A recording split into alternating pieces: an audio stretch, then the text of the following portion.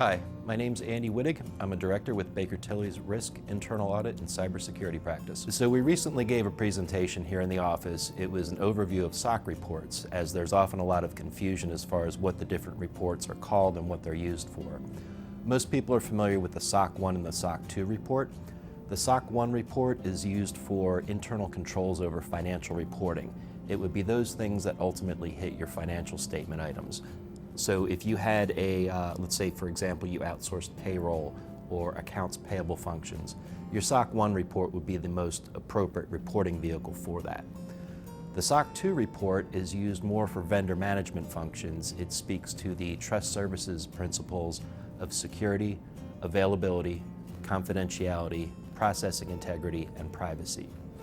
There's also a SOC 2 Plus report available, which is essentially the SOC 2, but the AICPA allows us to use what they call other suitable criteria.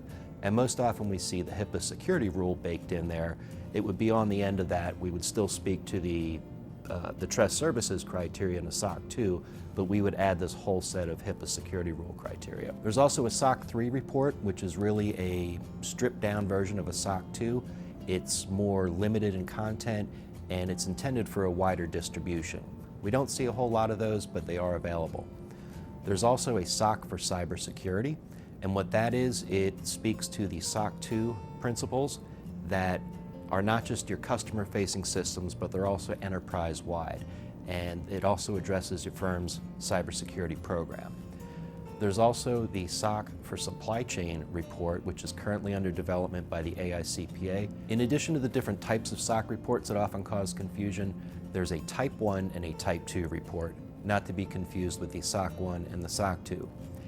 Any of the reports that I just described can be a Type 1 or a Type 2, and the key difference is with the Type 1 report, it's as of a point in time, and our auditor's opinion speaks to fair presentation and design of the controls. Do these controls make sense for the risks that they're trying to mitigate?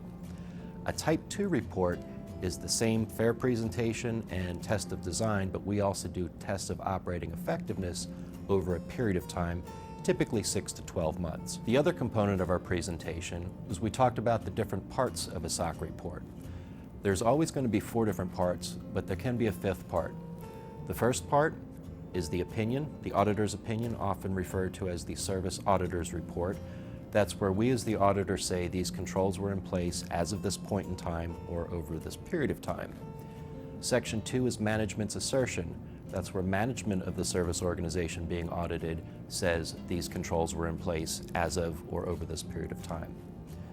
Section 3 of the report is what we call the description, and this is where we have the overview of operations. We talk about transaction processing, the flow of information, and also we add some COSO components in there. Section 4 is what we call the meat of the report. This is where we have the different control activities. We have our test procedures, the results of those tests, and it's fairly transparent as far as what we've done to get comfort over these controls operating. And finally, the optional part is Section 5. We just call it other information. This is where the service organization has the opportunity to present information that isn't covered by our opinion, isn't subject to our test procedures.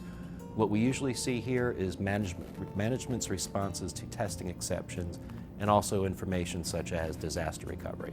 And that's the end of my presentation. If you have any questions, feel free to reach out to us. This is Baker Tilly, now for tomorrow.